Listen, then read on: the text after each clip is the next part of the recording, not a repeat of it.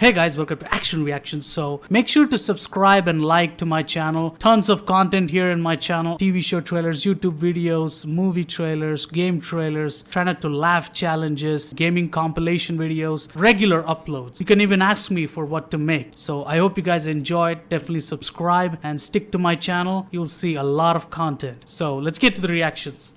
Let's go. Here we go. Let's see. Let's go. That's how you ended the music video. I would like to know how the game Is that too loud? Is that just right? Remember, there's make sure we can hear it. Thumbs up if the sound is good.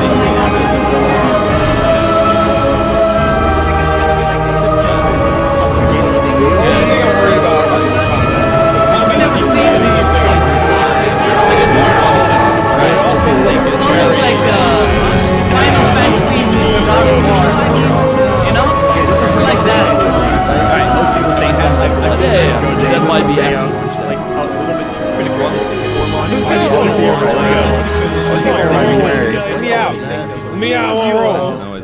Hey everybody, welcome to the Hogwarts Legacy Gameplay Showcase. I'm Chandler Wood, Community Manager here at Avalanche Software, and I'm honored to introduce you to our panel today. First up, we have community guest host, Ben Snow. I can't believe this is happening. Thank you so much for having me. And from the Avalanche team, we have game director Alan Tu. Hello everybody. And systems designer Mackenzie Toner. Hi. And finally, just off-screen capturing gameplay for us, Andrew Corum. Andrew again. There he is. There he is. Today we'll be giving you a taste of the open world via broom flight, a deeper look at combat using the Dark Arts Battle Arena, and a look at your personalizable home within Hogwarts, the Room of Requirement, where we may even see some beasts. And we're starting right where we left off in our last gameplay showcase, just outside Hogwarts, which I love that you can walk out of the castle after walking through everything, and then just come out here and take off on your broom out into the open world. And Alan, I know that's something that you particularly like about Hogwarts Legacy too. Yeah, I'm a big fan of just being able to hop on the broom and go anywhere. There's something about kind of like the sensation of everything open to you, and just I love the proximity that I can get to things. I love flying close to the ground, and I kind of wanted to talk about it just because I feel like the brooms are fun for me, not just because of all those feelings of exhilaration, but because they're not just, I have a broom and it's done. I actually kind of like some of the mechanics in it. So you see in the lower right, there's a meter there, and occasionally as Andrew's kind of flying up or flying down, you might notice it draining or not. And this isn't the present day where all the broom technology is well known and advanced and everything that we know and love. This is an earlier time where they're still trying to figure out, we're not at the 3,000, we're at the 11. So I'm just so speechless right now because this is just so beautiful. The world just looks so. By the way, the broom, is that like the only one, or can you like upgrade that broom? Yeah, so we have Stop and Hogsmeade, actually a broom shop, and so that sells a variety of different brooms, and it was important to us that the player could customize themselves based on their own aesthetic. So they're purely cosmetic, but if you talk to the shopkeep and help him out, he'll actually sell. Those upgrades will make it so that where normally the broom you can only fly, you can only go at max speed. It's called the turbo meter down there. You can only go at max speed without the meter going down, kind of closer to the ground. And so as you raise into the air, you'll notice the meter drop. And so those upgrades will allow you to increase that distance from the ground. And the broom owner at the sporting goods store in Hogsmeade is trying to perfect the broom and get better at it and know it better, and you can participate in that and get better and better brooms. And I love that mechanic encourages you to actually explore the world and kind of stay close to the ground. It's not just a travel mechanic, point A to point B. You're not just flying high over everything, although it is beautiful, something I really love doing, but as well there's lots to explore on the ground, and so kind of keeping you down at the ground level. And to me it feels like it's got this kind of surfing vibe over the like I'm just like, I want to to snatch the controller from Andrew right now because I want to go to the mountaintop, I'm going to the forest, and to that Panelist. No, it's awesome. We're actually gonna land here. And I feel like that you call it a hamlet is just perfect, just because that's what we refer to it as. And so we all know from Lord that Hogsmeade is the only all-wizarding village within Britain. But we wanted other opportunities to kind of meet other characters out here and kind of populate the landscape, so it's not just kind of barren as you leave out this direction. And so we just imagine these different dwellings, these different smaller locations that wizards might live in out in the Scottish Highlands.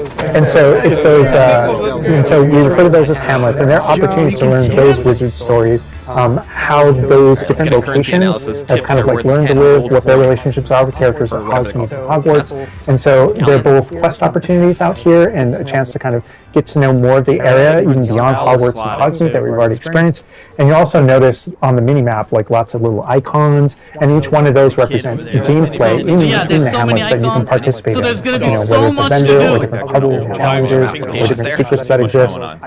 Each one of those icons are different opportunities for gameplay.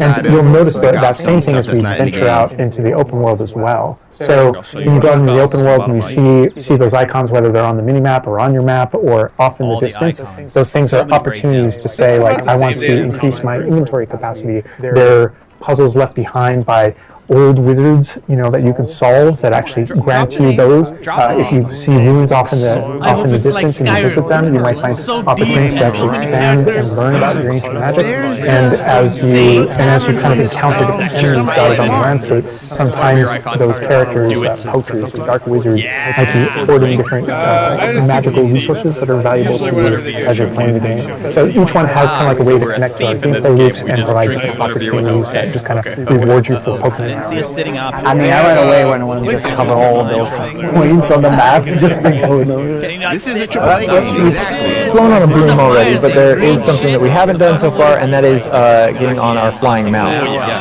going to hop on our Onyx Hippogriff here. The Onyx Hippogriff is our pre-order bonus. We can use it as a horse.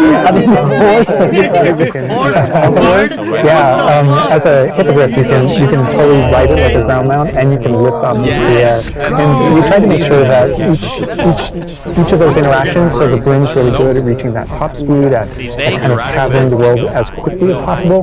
But sometimes it's really nice to get on the hippogriff because of that ground speed or those transitions. And sometimes it just feels amazing just to be riding around on it.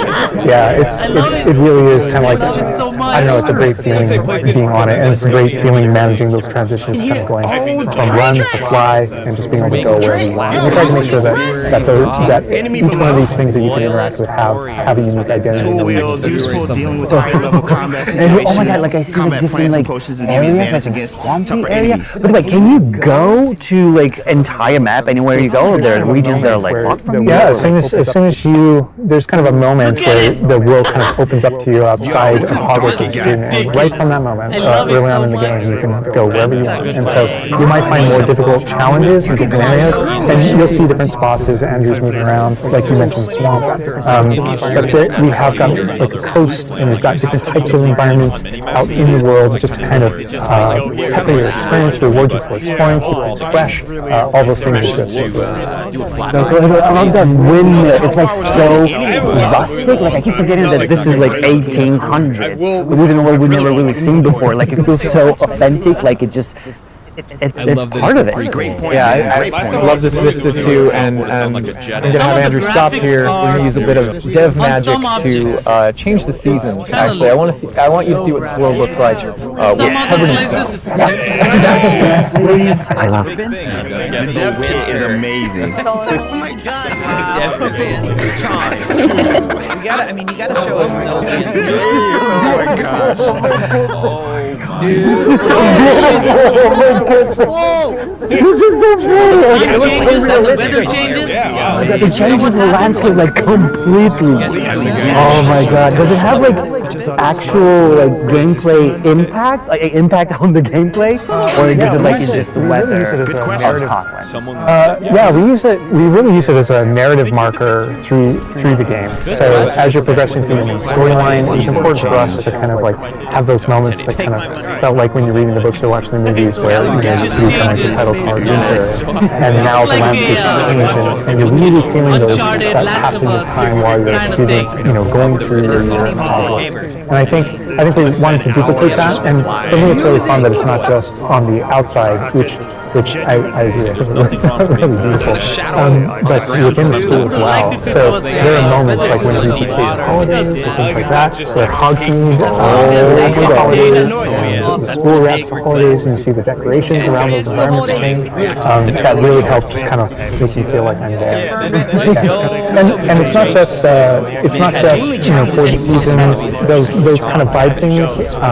Like we have a day-night cycle, and that day-night cycle, even though similarly, like it's largely about vibe, when you're going to Hogsmeade in the evening, there's less characters there. Around the school, your nose kind of dies down and quiets down. When there's just candlelight and students kind of like as you're walking through the hall.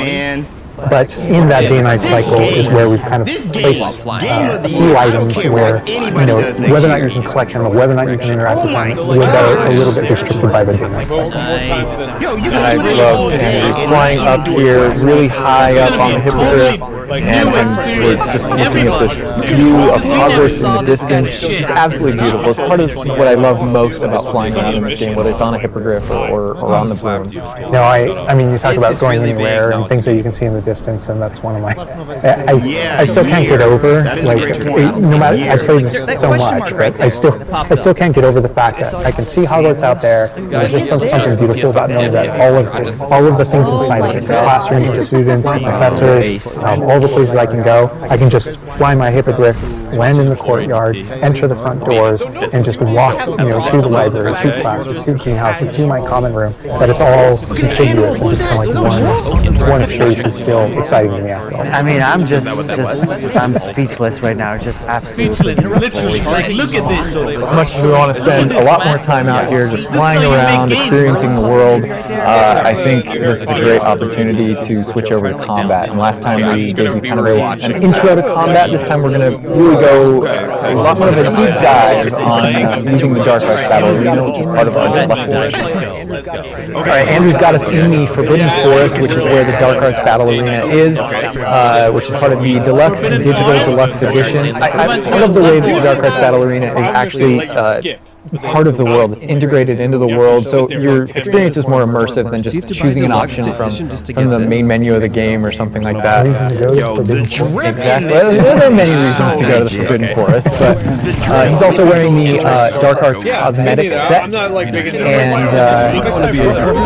Ancestral, which is part of that pack from Deluxe and Digital Deluxe Edition. So we're going full Dark Arts here. That's fun.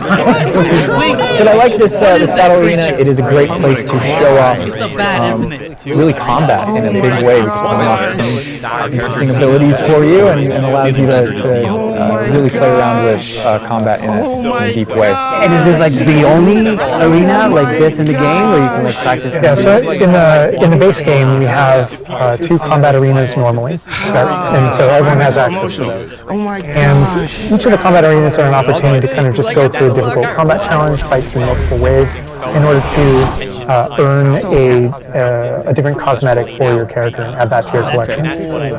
In the case of that's no different than the Dark Arts Battle Arena. That's also true of the combat arena.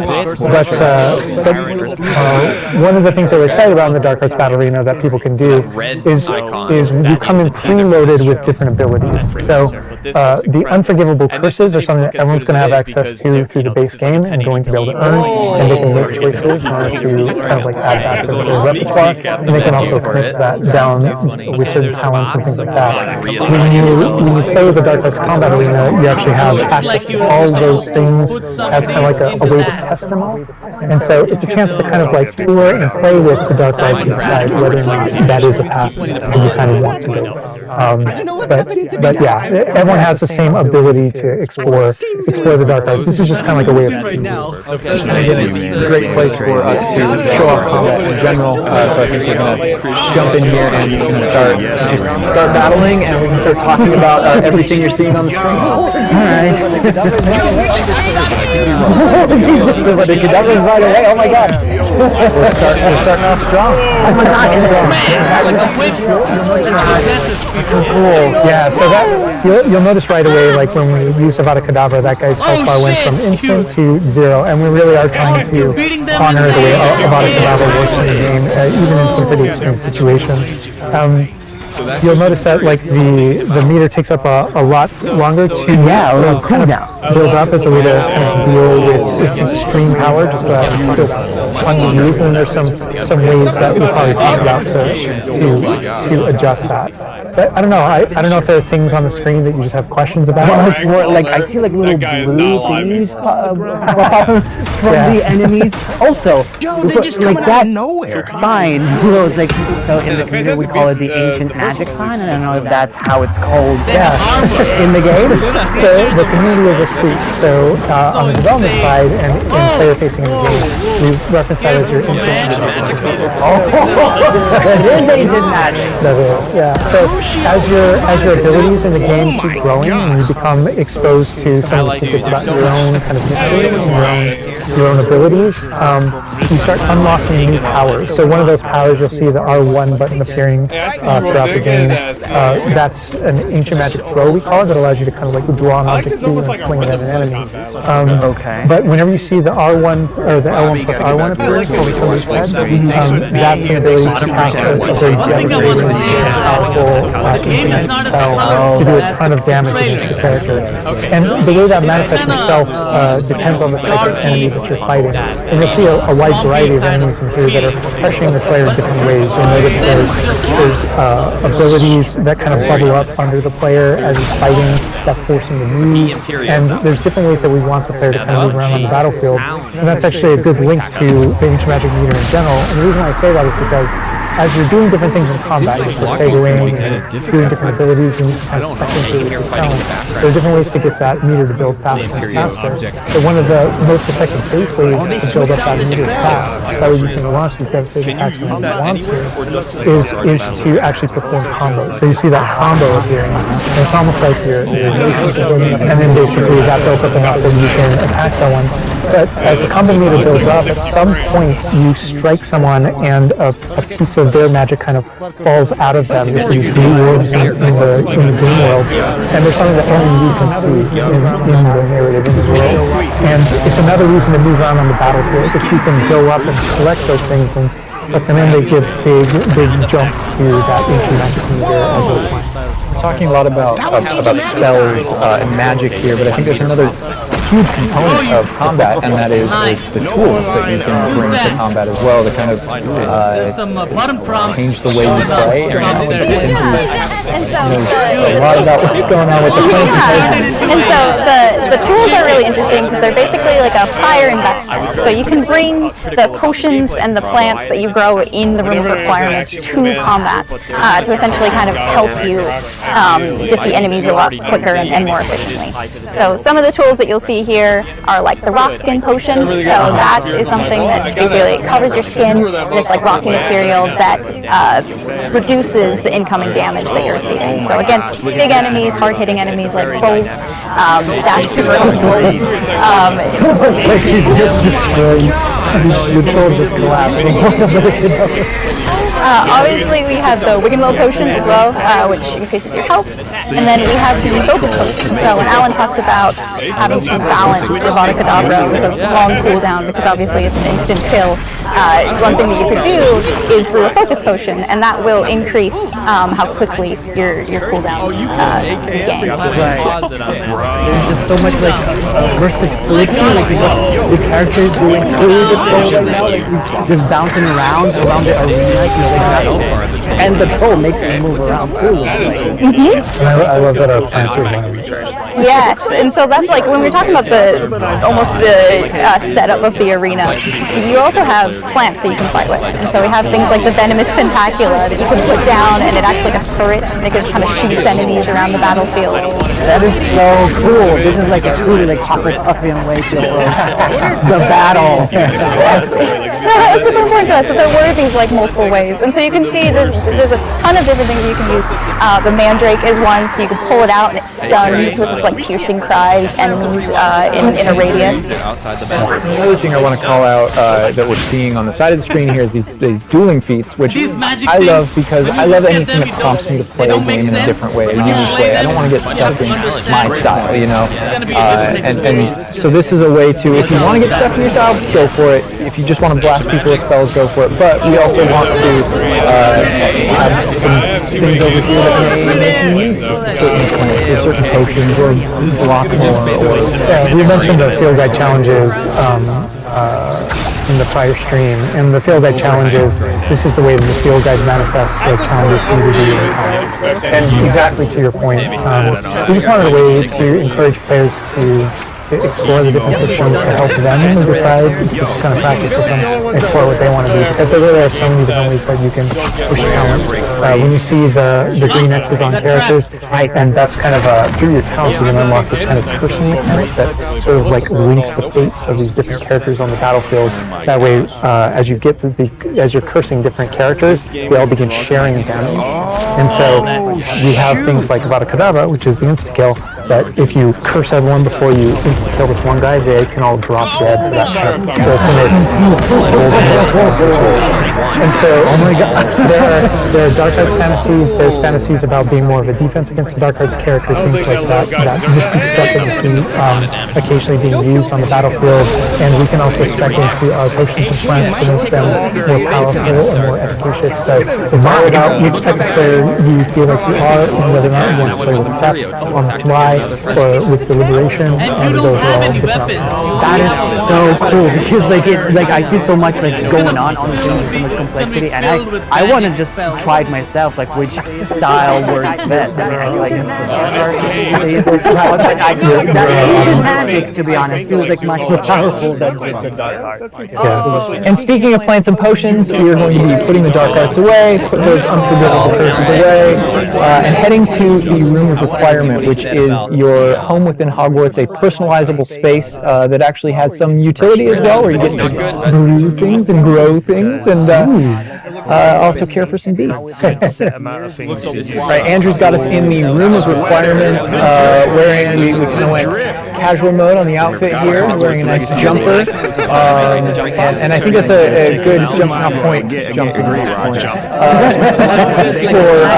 the personalization of the space as well, not just your character and the visuals of your character, but actually the space is a place that you can make your own.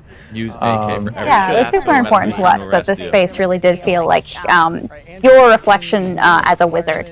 So you can change the architecture in here. Different themes throughout, starkly different themes, to really just hammer home. We never expected this to be. That's the thing, is not only can you change the architecture here, but you can actually conjure little objects into this space, as you can see. So there's like statues that you can do, and ornaments, and tables, and rugs, and just a bunch of little things that really flesh out the space and bring it to life. Oh my goodness, because like we had an idea that those places where you brew stuff, that's where you can change, but you can do all of this. Where do you even get this stuff? Like there's a furniture store? Yeah, so we call them conjurations, and the conjuration recipes can be purchased at Tomes and Scrolls in Hogsmeade, but also as you engage in different types of gameplay throughout the world, you'll be rewarded with different objects. That's so cool. You change color? You can change the color, you can change the size of it, and you can place it. Oh my god, it's so tiny! It's like a baby Niffler. And I love how the system too is designed. It's not mechanical; it's immersive, and so you get the magical effect of conjuring it in, and you're you're actually doing this in the world as your character, but the way you've blended like that gameplay with the immersive design of personalizing Oh my space. god, like I love the animation, how it like appears, like it's not just like there, it's like it almost like it apparates. It is really quite beautiful, and that was the thing, is we wanted that to look really nice, because the magic in the Wizarding World is everywhere. It's physical, it's kinetic, and it's whimsical. We really wanted to nail that whimsy in your space. Another thing that I wanted to discuss is that not only can you like conjure things and you can change their look, but you can do that with the utility objects as well. So you can see that we have planting pots and potion stations, and you can change the look of things as well. And these are the areas where, as we mentioned previously, you'll be growing your plants, you'll be brewing your potions. So while you're also doing these like kind of nurturing based activities, this is also a space where you would bring your gear to be identified and gear to have like rates put on it, which I believe Alan can talk to. Yeah, we keep bringing out the appearance and how it looks, and on in the game you can look like anything you want to whenever you want to. But the player will be finding different types of gear, that we call it, as you progress through the game. And essentially, we just know that clothes and different items in the Wizarding World have different magical properties. And as you explore and as you adventure and as you defeat enemies, you're going to be finding different pieces of gear that have different abilities, and that can help you in your journey and are a major part of you kind of growing as a wizard and advancing as a wizard. And so it's a huge list. And not all the time, whenever you get a new piece of gear, you don't necessarily know exactly what it does. And so there's a station inside of the Room of Requirement that you can conjure. It's one of the first things you conjure, called an identification station, where you can actually bring that gear that you're uncertain about and learn what its abilities are. That's so cool. And then as the space advances even further, and the space will eventually grow its own rooms, and you're going to get new recipes, like Mackenzie's talking about, all these different things keep expanding, and as it expands, eventually you're going to earn what we see here, which is called a loom. And when you set up a loom, it's an ability to essentially customize exactly which magical properties are on your gear, and take any piece of gear and adjust its property and tweak what it does. And I mentioned earlier that you can make anything look like anything. The collection of appearances, we call it, or cosmetics, we've been referring to it on this stream. Those types of things you can use, and you can apply a look to any other look. So if you get a piece of gear, you put it on, you look like that, and you can change it to look like whatever you want. That's so cool. And like you can just put some ability to the sweater, but then you can just swap one. Yeah, that ability. Yes, and the appearances you can edit whenever you want in the gear screen. The loom is specifically about applying traits and applying larger upgrades that just kind of grant you greater statistical advantage, or give you really specific abilities that blend in nicely with where you're trying to go with your combat fantasy or talents and things like that. Interesting. I'm just seeing that they're just like pumpkin fur, moon fur, that kind of stuff. Yeah, and so you'll notice that the ingredients that are used to add traits and to upgrade your gear are based around beasts. So this is where we get into the beast care section, which is inside this vivarium, kind of bigger space on the inside idea. And so you can see here we have a couple of beasts out, a crabhorn, and a mooncalf, a niffler, and a diesel as well. So a variety. Oh my god, Look, this is what I want. Green they're so cuddling. Oh my god, they're together. I look like a llama. They're adorable. And so part of beast care is petting them as well, but feeding them too. And so once you do those things, that's when they feel safe enough they can give you their magical ingredients. So mooncalf fur, niffler fur, etc. That can then be used in your gear. That is like so like intuitive, because like that makes sense, because when you touch the animals you get some fur leftovers. That's so. Oh my god. Yeah, we really want to hammer home the fact that this is like a home that you're making for them. So in the Overland you can find these beast dens and rescue these beasts. Part of doing so is brushing them and feeding them food as well, and to build that relationship with these. In addition to be able to care for these, you can actually conjure things in this space as well. The cottage. Yeah, right.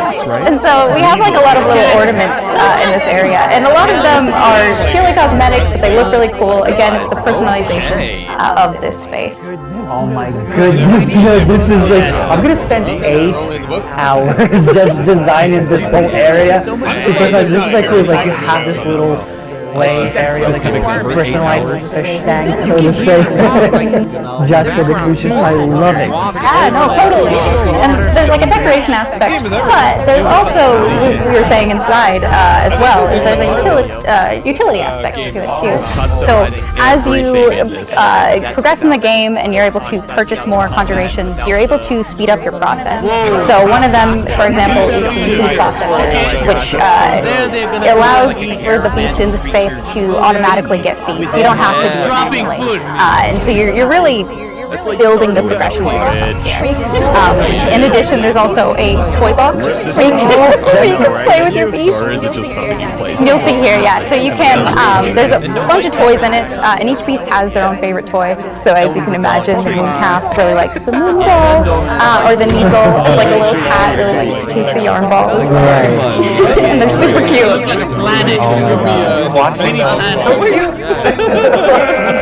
The big thing we really wanted to hammer home is that the world is a dangerous place, and so by going and rescuing these beasts and bringing them back here and caring for them, you're really helping them out. There's poachers in the overland who want to hunt these beasts for their material. So instead, you're caring for them. You're giving them a home.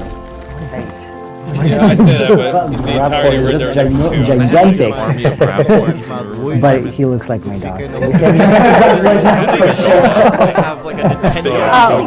could actually name them as well, so like your dog.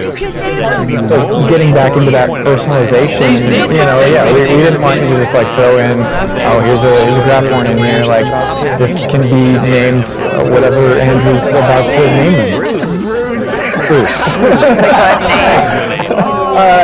We've created this really nice space, and you can get additional vivariums, correct, to different kind of aesthetics and looks to where you're keeping your beasts and caring for them. Progression is a big part of this space as well. So as you progress through the story, you will unlock more vivariums. So as you can see, this one's quite meadow-themed, big, open, bright, but there's other ones, say like a swamp that you might encounter. And it's really a visual effect and more space for Oh, so it's like those, so when we're inside the room requirement, there's like on the left, there's that moon glow from one entrance and then some shrubbery going on the right. Is that what you're talking about? That's exactly it. Oh, you put trees in here too. Oh my goodness. And another thing with the beast care that I think is great, tying back to the same kind of thing that you did with like the broom, where the broom is not just a method of travel, it's actually built in and integrated into the world. In the same way, like beast care isn't just this added element. You're not just throwing it on top. There's really this like narrative and integration to everything connects. So the rest of your missions, you'll expand the space. As you earn resources, you'll go into Hogsmeade and use them to unlock the gameplay here and unlock new conjurations and different things to play around with. In the open world, it's in those different environments, like the different combat and conflicts and bandit camps and different things like that exist in the overland. Those things are what hold recipes that exist in the loom. So all these things have a way of connecting. Moonstone that you find out in the world is the resource that we use to conjure everything. That's found throughout the world. Forgeables are used for recipes. So really everything's like a cycle and keeps you coming back. But even with the story that's being told too, I think people know who Poppy is and that she has a particular affinity for beasts. Yeah, I think everything we're seeing here, you're going to be venturing out into the world, and this is just kind of the tip of the iceberg, even of kind of like your interactions with beasts in that narrative. So, there are more kind of mysteries to discover and things to discover out in the world that have to do with her and that have to do with caring for beasts. And so different characters have their own stuff that just kind of make this all just kind of the beginning. I'm so happy. Well, we could spend hours in here, but we're going to have to end the stream now. What do you think about what you've seen today? I'm just so blown away by how beautiful it was. The open world seems so detailed, and there's so many things to do. And like the combat, we're gonna spend like 2 weeks or more just breaking it down by pieces. There's just so much to this world. Like, I'm so happy you guys did this overall gameplay. And that's just the tip of the iceberg. We've got more for you to discover and find on your own. Thank you so much for being here. Thank you for watching. Hogwarts Legacy is available for pre-order now. It releases February 10th with 72-hour early access for owners of the Collector's, Deluxe, and Digital Deluxe Edition. We're going to wrap things up, but we've got a little surprise for you. Bye. This is awesome. Okay, here we go. Okay, look. A surprise. Going upstairs. What is this? Whoever's in charge of Hogwarts in this title, please. Whoa, whoa. Use that. Little tease. Oh, is this Oh, the graphics are really good. Oh, it went into book. You're kidding me! It went